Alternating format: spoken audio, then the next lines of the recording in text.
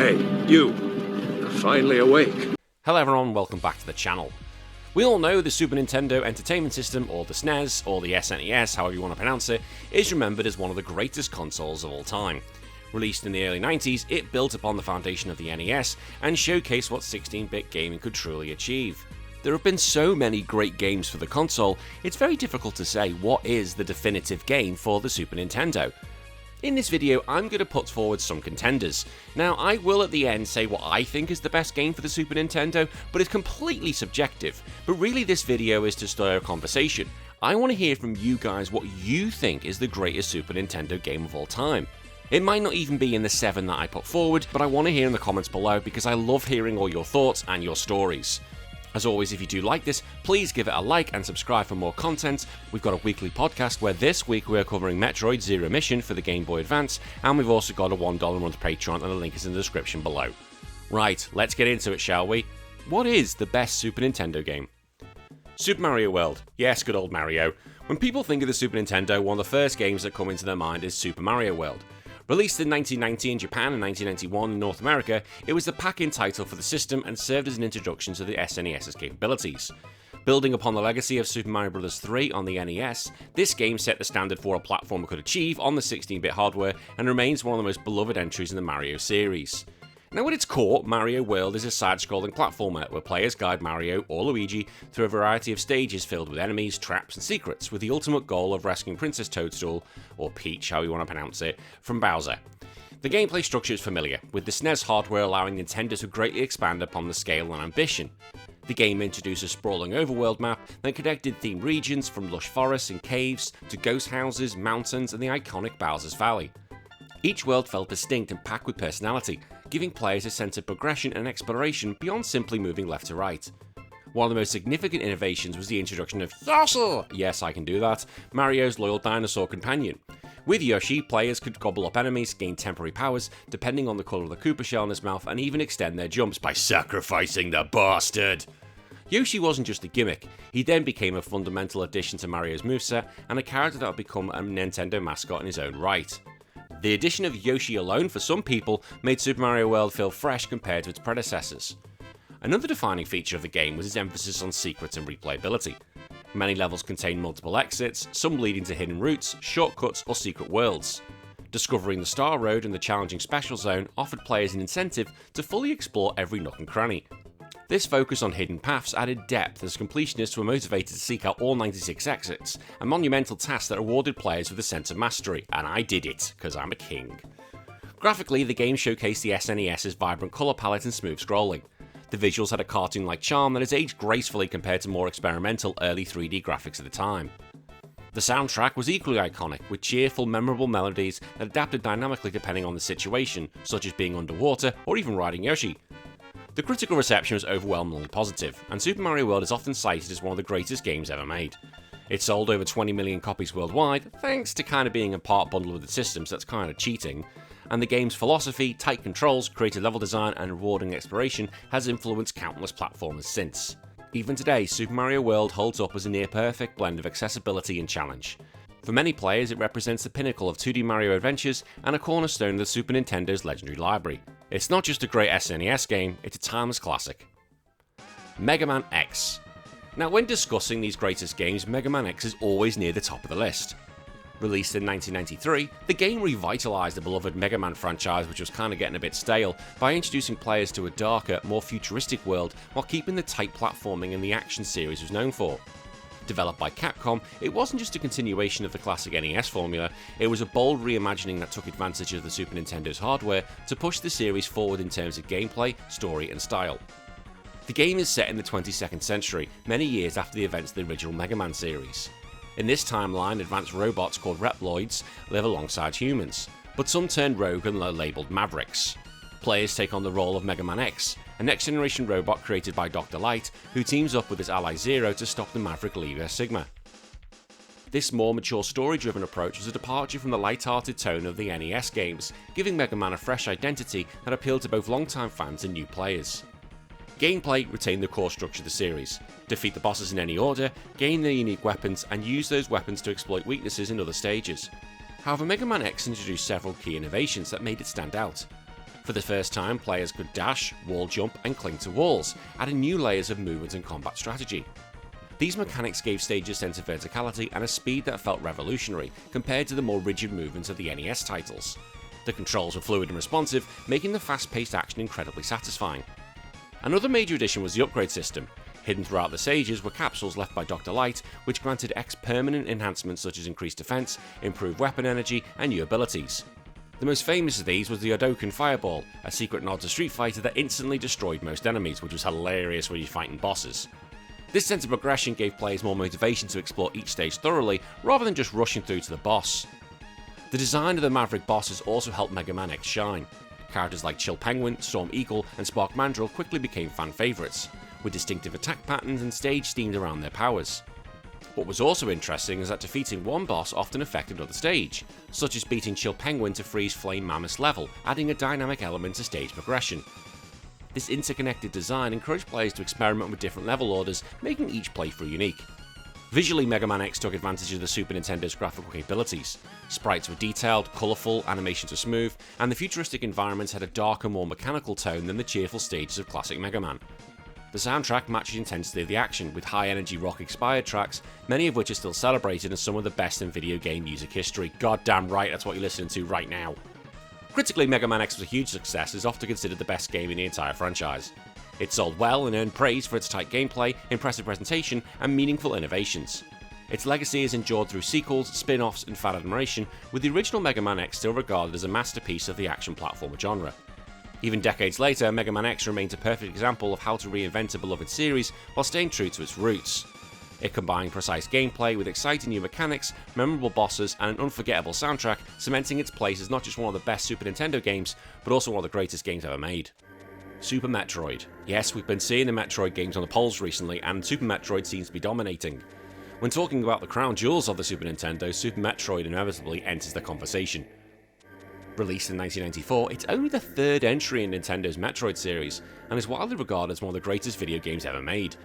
Expanding on the foundations of the original Metroid and Metroid 2 Return of Samus, Super Metroid transformed the series into a deeper, more atmospheric and richly designed adventure that set the gold standard for exploration-based gameplay.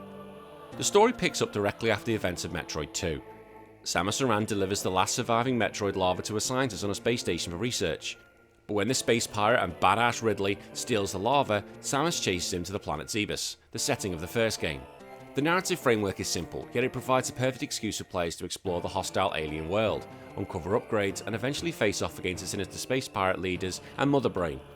The storytelling was subtle and mostly environmental, letting players feel immersed without lengthy cutscenes. Now at its core, Super Metroid is a side-scrolling action-adventure game that emphasises exploration, platforming and combat. Players start with a limited moveset and gradually acquire new abilities such as the Morph Ball, Grappling Beam, Space Jump and the iconic Screw Attack. These upgrades not make only Samus more powerful, but also allow access to previously unreachable areas. This loop of exploration and reward created a deeply satisfying sense of progression, encouraging players to backtrack and discover hidden secrets. One of the game's most revolutionary aspects was its non-linear design. Unlike many games of the time, Super Metroid gave players freedom to tackle areas in different orders, rewarding curiosity and experimentation. Secrets were hidden everywhere, from missile expansions to hidden pathways, and mastery meant uncovering as much as Zebus as possible. This structure inspired the term Metroidvania, now used to describe games that adopt this formula of interconnected exploration and gradual empowerment. Atmosphere played an equally important role in making Super Metroid unforgettable. The Super Nintendo hardware allowed for moody, detailed environments filled with alien flora, mechanical ruins, and menacing caverns. Each region of the planet, from the eerie wrecked ship to the molten depths of Norfair, had its own tone and challenges. The sound design was just as crucial. The haunting soundtrack emphasized tension and isolation, while ambient effects like dripping water or rumbling machinery immersed players further in the alien world. Boss fights added another layer of intensity. Iconic enemies like Kraid, Patoon, and Ridley provided memorable, challenging encounters that tested both skill and mastery of new abilities. The climactic battle with Mother Brain remains one of the most dramatic and emotional moments in gaming history, especially with the sacrifice of the baby Metroid that had bonded Samus early in the story. This narrative twist gave the otherwise silent adventure a powerful emotional weight.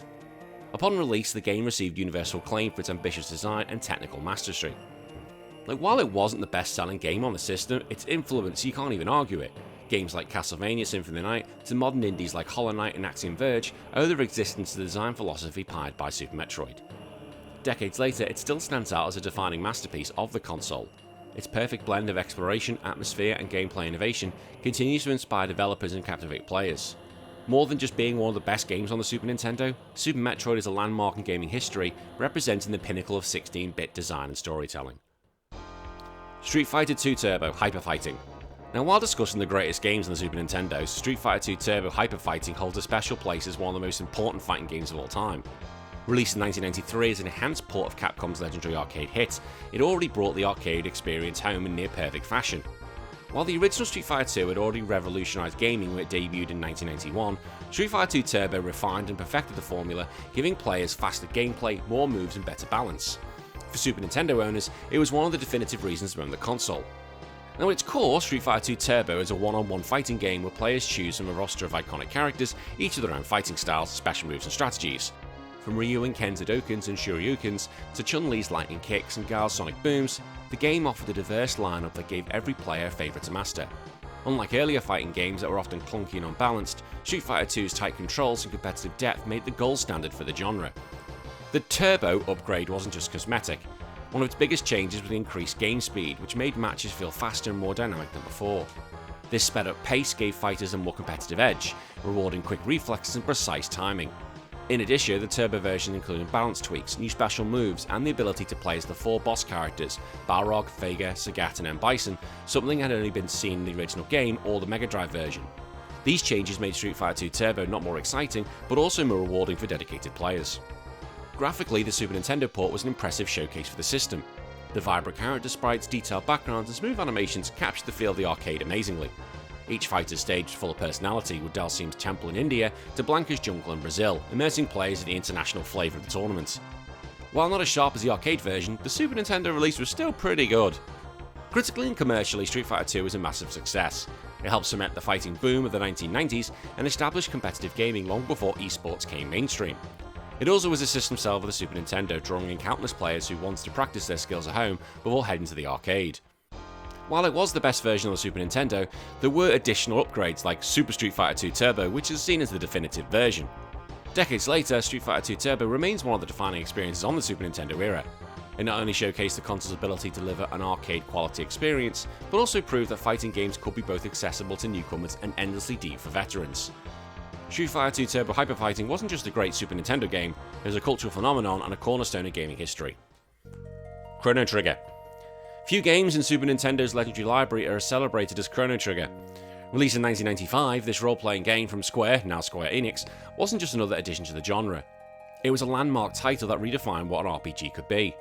With an all-star development team known as the Dream Team, including Final Fantasy creator Hironobu Sakaguchi, Dragon Quest designer Yuji Horii, and renowned artist Akira Toriyama, Chrono Trigger combined the best elements of RPG storytelling, innovative gameplay, and unforgettable presentation into a masterpiece that remains influential decades later.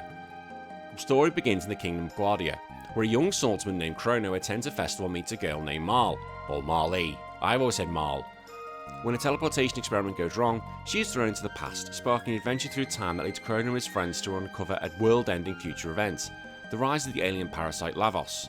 The narrative spans multiple eras from the prehistoric age to the distant post-apocalyptic future, and allows players to see how actions in one timeline can affect others. This time travel structure made the story dynamic and layered, giving it a scope rarely seen in games of the era. Gameplay in Chrono Trigger was equally groundbreaking. While it shared DNA with Final Fantasy and Dragon Quest, it introduced several innovations that set it apart. Battles used the active time battle system, but occurred seamlessly on the map without transitioning to a separate battle screen. This fluid approach kept players immersed in the world. In addition, characters can combine their abilities into powerful techs and dual triple techs, rewarding experimentation with party combinations. This teamwork mechanic added depth and strategy to combat in a way that few RPGs had achieved before. Exploration was another highlight. The overworld map was filled with towns, dungeons, and secrets, but it never felt overwhelming or padded. The pacing was brisk, and players could focus on uncovering the story rather than grinding endlessly. This accessibility helped Chrono Trigger reach a wider audience, appealing not only to hardcore RPG fans, but also to players who are new to the genre. Visually, the game was a showcase of the Super Nintendo at its best. Akira Toriyama's art style gave characters and monsters a distinct expressive charm, while the vibrant pixel art brought each era to life. From the icy landscapes of 12,000 BC to the desolate wastelands of the future, The game's animation and attention to detail were remarkable, with fluid battle sequences and cinematic story techniques that felt far ahead of its time. The soundtrack is often considered one of the greatest in gaming history. Themes like Frog Song, Corridors of Time, and Too Far Away Times perfectly capture the emotional weight of the story and elevated the game's atmosphere. The music remains as iconic today as it was in 1995. One of Chrono Trigger's most innovative features was multiple endings. Depending on the player's choices and when they confronted Lavos, the story would conclude in a variety of ways. This was groundbreaking at the time and gave players a reason to replay the game to see all the possible outcomes. It was one of the earliest examples of meaningful branching narratives in RPGs. Critically, Chrono Trigger was met with universal acclaim and is still regarded as one of the best RPGs ever made. While it did so well on the Super Nintendo, its true legacy is endured through re-releases on the PlayStation, Nintendo DS and modern platforms. Each new generation of players discovered why it's so great. Even today, Chrono Trigger is considered a near-perfect game. Its timeless story, innovative gameplay and emotional depth have allowed it to remain relevant decades after its release. More than just one of the greatest Super Nintendo games, it often hailed as one of the greatest video games ever made. A masterpiece that continues to inspire developers and captivate players around the world. The Legend of Zelda: A Link to the Past. Among the many legendary titles on Super Nintendo, The Legend of Zelda: A Link to the Past stands as one of the most defining games of the era.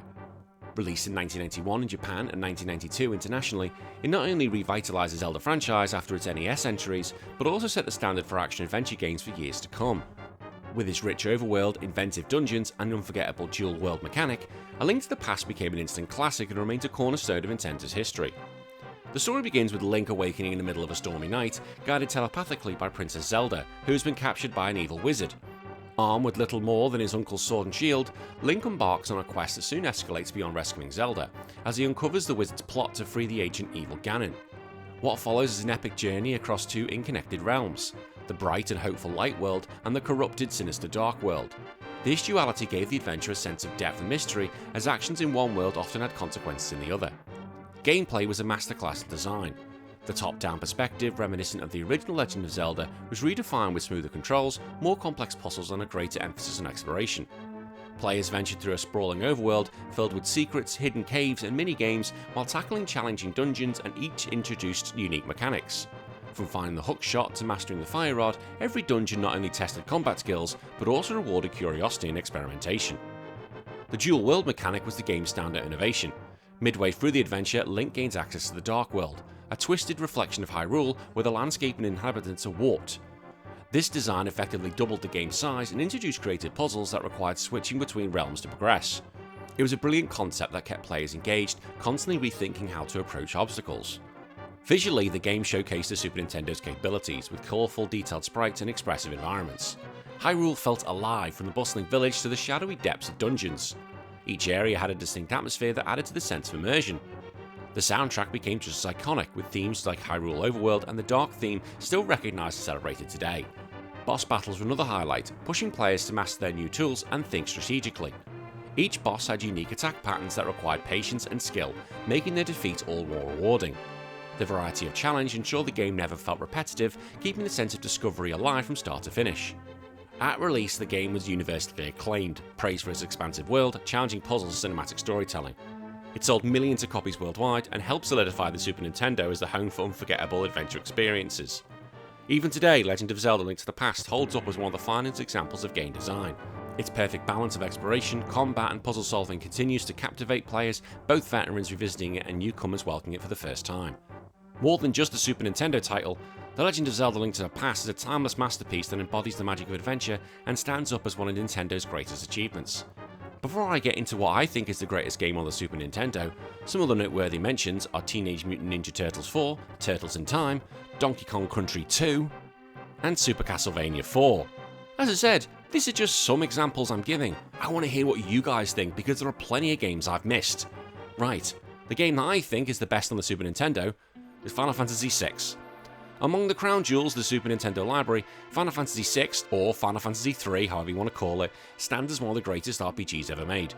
Developed by Square at the height of their creativity, it represents a leap forward in storytelling, character depth and world building. For many fans, it isn't just the best entry in the Final Fantasy series, it's one of the best RPGs ever made. The story of Final Fantasy VI is expansive and ambitious, weaving together the lives of dozen characters. Set in a world where technology and magic collide, the game follows Terra, a mysterious young woman with the power to wield magic in a world where it's thought to be extinct.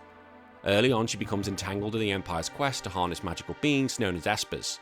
From there, the narrative expands into a sprawling conflict that ultimately pits the heroes against one of the best villains ever, Kefka.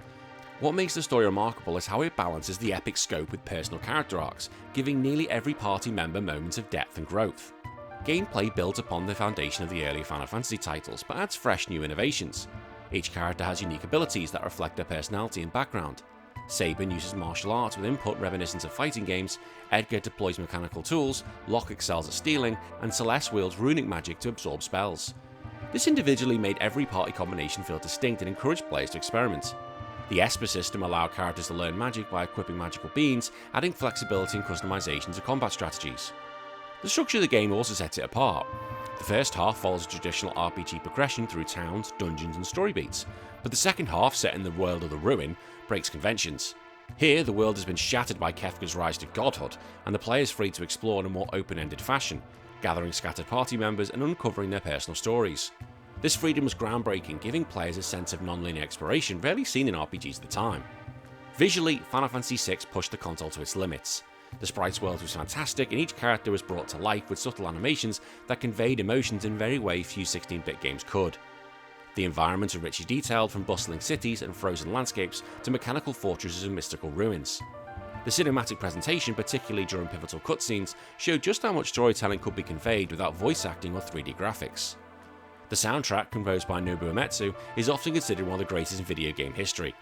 Each character is given their own musical theme, reinforcing their individuality. Iconic pieces like Terra's theme and Dancing Mad continue to resonate with fans, with there even being a full opera sequence that stung players at the time. The music elevated the emotional weight of the story, making battles and tragedies and triumphs unforgettable. Perhaps the most enduring legacy of Final Fantasy VI lies in its villain, Kefka. Unlike many traditional antagonists, Kefka is not motivated by power or vengeance. He's driven by nihilism and madness.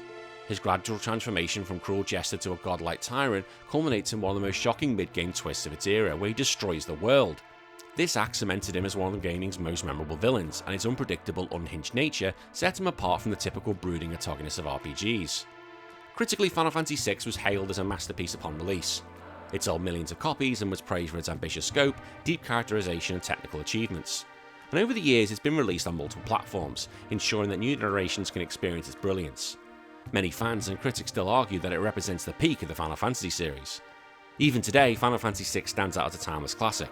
Its groundbreaking story, unforgettable characters, emotional music and innovative gameplay make it not just one of the best RPGs on the Super Nintendo, but one of the greatest games of all time. It's a shining example of how a 16-bit storytelling and design could rival and even surpass modern titles in depth and impact. And that's it. There's a list of some of the best games I think on the Super Nintendo, but as I said, I want to hear what you guys think. Let me know in the comments below and let's get that discussion started. Until then, my name's been Danny, and I'll see you in a few days. Follow your dreams.